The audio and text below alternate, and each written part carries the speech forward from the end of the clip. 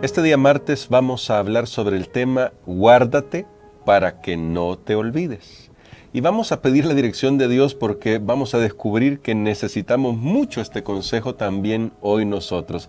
Así que agradecemos siempre a nuestro pastor Dani Perla que nos ayudará para poder comprender un poco más sobre lo que Dios quiere decirnos a nosotros hoy. Vamos a orar. Bondadoso Padre, gracias por tu palabra siempre a tiempo para nosotros.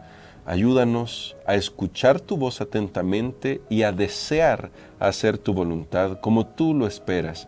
En el nombre de Cristo Jesús. Amén. Amén. Este día, Pastor Dani Perla, se nos presentan, mejor dicho, dos textos que sí me gustaría que podamos leerlos para comenzar, porque hay una advertencia que creo es relevante para nosotros y usted nos va a ayudar a poder comprender por qué esta advertencia no solamente implicaba al pueblo de Israel como nación que estaban a punto de entrar a la tierra prometida, sino a nosotros que estamos más cerca de lo que imaginamos de ver la aparición gloriosa de nuestro gran Dios y Salvador Jesús. En el capítulo 4 de Deuteronomio, primero en el verso 9, dice así: Por tanto, guárdate y guarda tu alma con diligencia para que no te olvides de las cosas que tus ojos han visto, ni se aparten de tu corazón todos los días de tu vida. Antes bien, las enseñarás a tus hijos y a los hijos de tus hijos.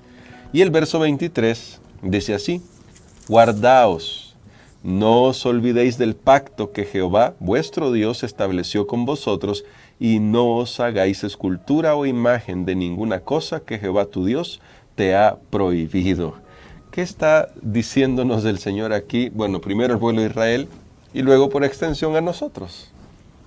Bueno, esta palabra, aquí hay varios elementos, pero comencemos con ese guárdate o guardaos. Significa velar, cuidar de una manera especial, y que es la misma palabra que aparece también en Génesis, al principio, cuando Dios le dijo, cuando Dios puso al hombre para guardar el Edén. ¿Por qué tenía que guardarlo?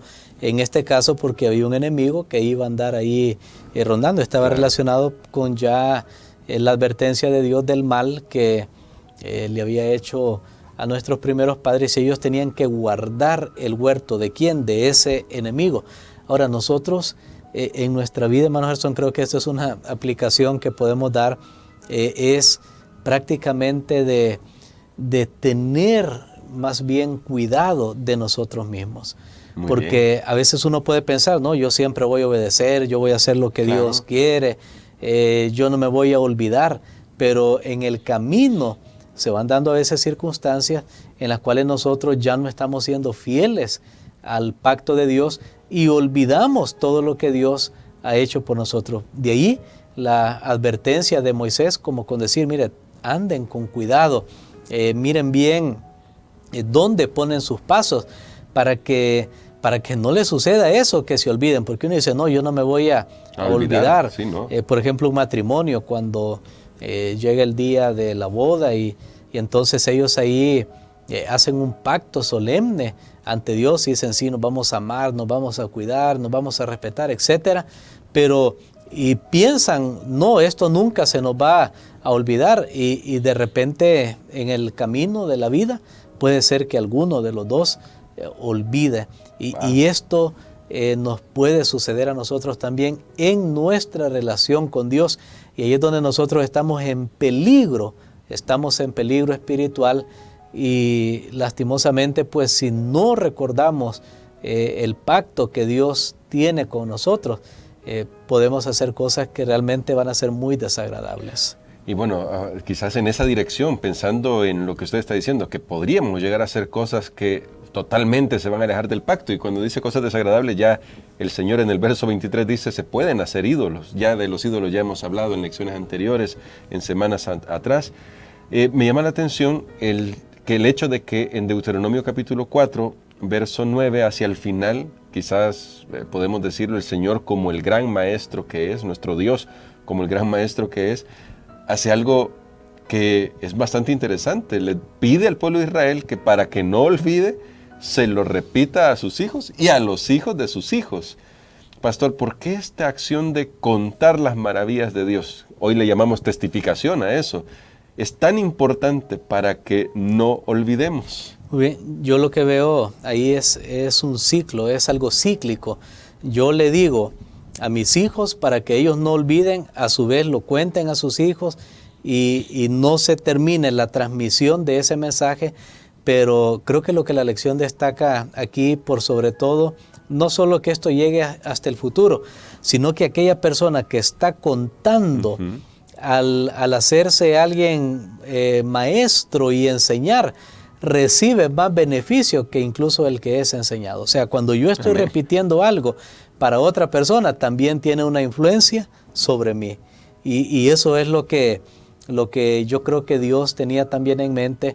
Si ellos se mantenían activos contándole a sus hijos, recordando las historias, pues iba a ser un efecto en ellos. Claro. Iba a ser el efecto en el cual iba a afianzarlos a ellos en esa historia, en esa relación con Dios, y a su vez le iba a servir a sus hijos. Entonces veo que es un ciclo que se ve ahí, los padres contándole a los hijos, los hijos cuando ya sean padres a sus hijos, pero en el proceso de contar, ellos están siendo beneficiados. Es como lo que se ha dicho, el que enseña la palabra de Dios, al final, el más beneficiado es él mismo. Amén. Algo sucede mientras nosotros enseñamos a otros la palabra de Dios. Yo siempre lo he creído, usted quiere aprender más de la Biblia, enséñela a otros, porque me imagino que le ha sucedido, hermano Gerson, ya sea en una predicación o en un estudio bíblico, uno tiene un bosquejo, tiene una idea de todo lo que va a decir, pero de repente surge una idea nueva cuando uno está exponiendo ese pasaje y que usted no la tenía anotada ni la había pensado antes. Ahora, recordemos que esto es dinámico, claro. no es que pues vino ahí porque es un libro como cualquier otro libro, no, vino porque el Espíritu Santo está presente y entonces a medida yo comparto, el Espíritu Santo me da más. Entonces aquí tenemos otra ley, hay que dar para recibir. Para recibir. El padre estaba enseñando, el chico estaba recibiendo, pero el que estaba enseñando a su vez recibía para enseñar más y profundizar en estas lecciones. Creo que esa era una gran técnica que Dios ideó para el pueblo de Israel, funcionó muy bien y puede funcionar para nosotros. Todavía funciona para nosotros, sí, como usted dice, pastor, cuando uno se prepara, cuando uno está estudiando, uno dice, aquí hay cosas que yo no había visto antes, y también al expresarlo, como usted bien decía. Entonces, pastor, quizás como para hacer una conclusión de esto, ¿cómo podemos ser más intencionales nosotros a la hora de contar las maravillas de Dios? Quiero decir, porque lo que veo en el texto de Deuteronomio es que Dios pide que sean intencionales, enseñen a sus hijos. Nosotros, ¿cómo podemos llegar a ser más intencionales? Que no sea solo un momento de, bueno, ahora que tenemos esta oportunidad, contemos lo que Dios ha hecho, sino que sea algo que nosotros planifiquemos de alguna manera para que se pueda realizar. Tiene que ser el evangelismo, y quiero relacionar esto con el evangelismo, porque si lo hacemos en nuestra casa con nuestros hijos, ese es evangelismo. Claro. Y porque es enseñar las buenas nuevas. Eso siempre es intencional. Nunca es un accidente. De hecho, recordemos que estamos en una guerra entre el bien y el mal, y Satanás jamás va a dejar que tengamos oportunidad para contarle a otro. Entonces tenemos que planearlo, tenemos que hacerlo también continuamente, porque por ejemplo en muchas de las cosas que Dios les dijo, se las repetirás a tus hijos, les decía, al levantarte, al acostarte, al mediodía, cuando vayas de camino.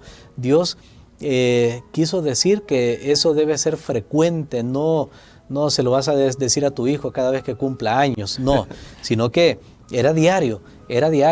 Entonces creo que nosotros como cristianos ahora podemos planificar cada día, dar un testimonio tanto a los que están en casa como a aquellos con quienes nos encontramos, para que de esa manera también nuestra fe sea fortalecida. Yo le invito a que haga una oración. Yo lo hice por bastante tiempo, especialmente cuando comencé el ministerio, y recuerdo allá en Costa Rica andaba en bus. Entonces en un bus, en un taxi, uno siempre va a andar con personas que son desconocidos.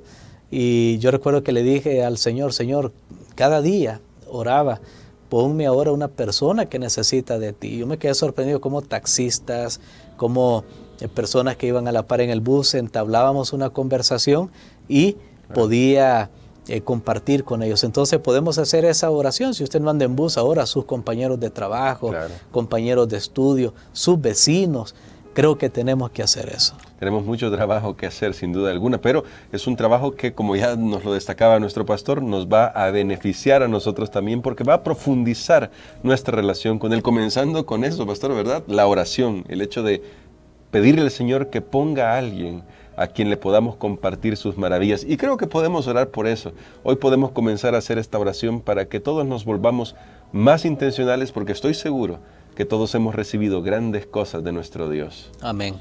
Padre, oramos en este momento para que podamos recibir fuerza para velar por nuestras almas. Amén. Y para velar por la salvación de nuestro prójimo. Oramos, Señor, para que nos ayudes a tener ocasiones donde con gozo podamos compartir la razón de la fe que hay en nuestros corazones. Amén. Padre, oramos para que las personas también que nos escuchen, sea cerca o lejos, o sea, desde la casa o el vecindario o el trabajo o cualquier otro lugar, puedan recibir también con gozo las buenas nuevas de la salvación. Lo pedimos en el nombre de Jesús. Amén.